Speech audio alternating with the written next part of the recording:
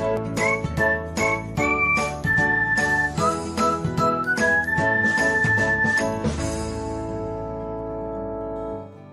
everyone, welcome back to another episode of Technologyglance.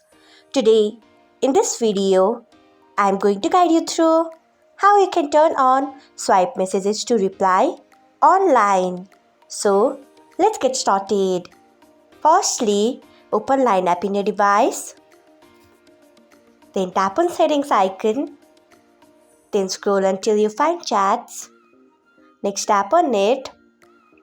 After that, you can see the option of swipe messages to reply. Turn on it by tapping on it. So, this is how you can turn on swipe messages to reply online. Thanks for watching. If you found this guide helpful, we would love it if you hit the thumbs up button below. We upload great new tech tutorials like this one every day.